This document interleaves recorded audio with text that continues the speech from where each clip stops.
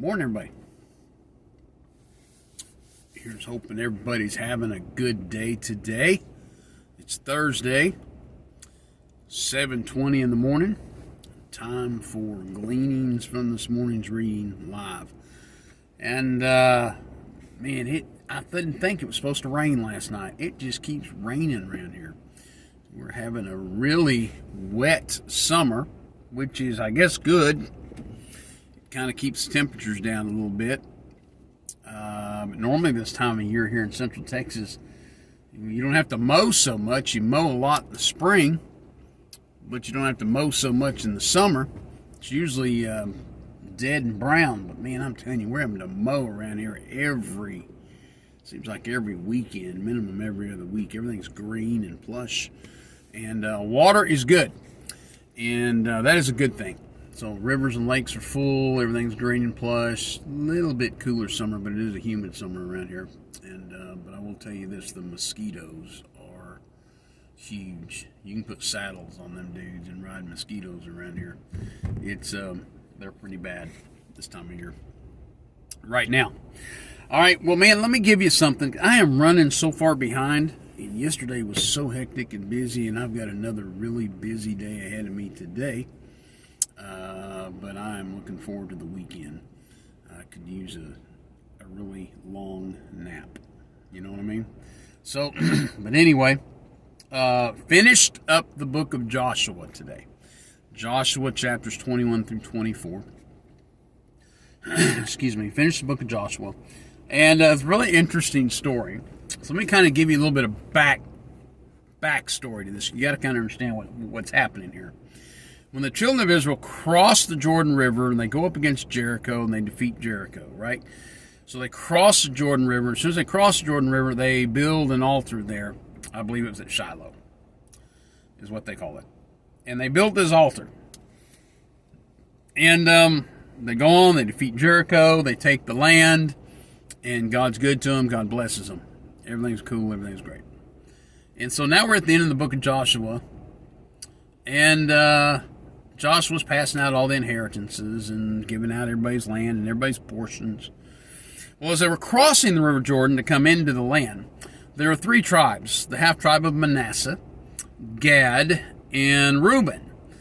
They didn't want to cross Jordan. They liked the land that was on the other side of Jordan, just on the other side. It was plush, it was green, great for cattle.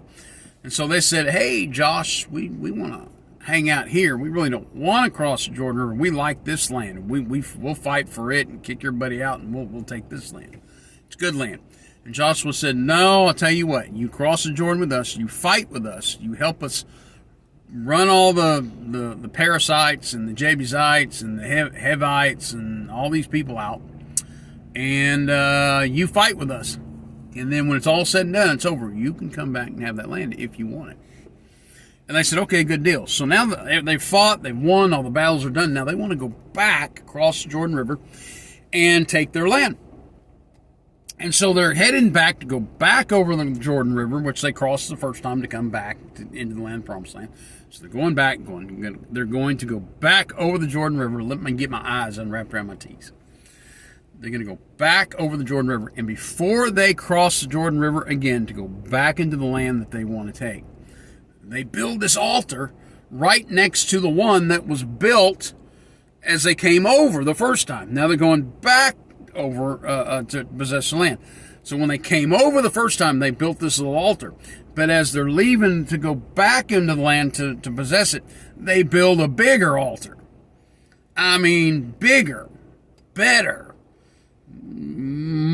structured, larger. And so the other tribes see this altar, they get mad at them. And they want to fight. They're going to declare war. They think they're building an altar that is contrary to the one that was originally built. And that wasn't the reason why they built the altar. They built it as a witness to their brethren, to the other tribes, that they were still Israelites, even though they were going back across the river. And but I mean, man, the rest of the children of Israel, they just get mad. and they get upset, and they actually want to fight. But I was thinking about this today. These three tribes, as they're going back over, they build an altar right next to the other altar that's bigger, it's better, it's more structured, it's man, I mean, it's huge. It's a big thing. And it just ticked the rest of the family off. You know what? Here's what I was thinking. Just a quick thought this morning. Why is it that we look at people who are just doing things bigger and better, and we get so jealous of people because they're better, you know? And this is a quick thought. I've really said all that just to tell you this morning. Look, you can let your jealousies destroy you. They can be a destructive thing, and they can cause fighting and bickering, and they can really cause rifts between people even that you love. Jealousies of people who are doing things simply bigger and better than you are. Why we get mad at them? Let me tell you something this morning, folks. Don't get mad at people who are doing things bigger and better than you are. Let it stir a fire up in you for you to be bigger and better. It ought to challenge us. Look, I see people that are doing things that are doing things bigger and better than me. I want to be bigger and better, but it shouldn't be something of covetousness. We shouldn't be just coveting what they have, but it ought to stir something up in us for us to be bigger and better and do things better. And I tell you, when they built that altar, man, it just set off a whole chain reaction of jealousy and anger, instead of just those people just raising their hands saying, you know what, man, that's a really good looking altar. You guys are doing it better than we did it the first time. And I'm glad you guys did it, and let it be a witness. That's the way they did it, as a witness. Let it be a witness that we should always be our best for the Lord our God, because He is God. And we need to be our best. And we shouldn't get jealous just because somebody else is doing something a little better than we are. You know what I mean? That's a simple thought today. We don't need to be getting jealous because people are doing things better than we are.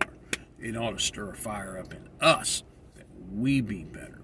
And because we need to be all that we can be for God. Amen? Simple thought this morning. I don't know if that made any sense to you today or not. It made sense to me.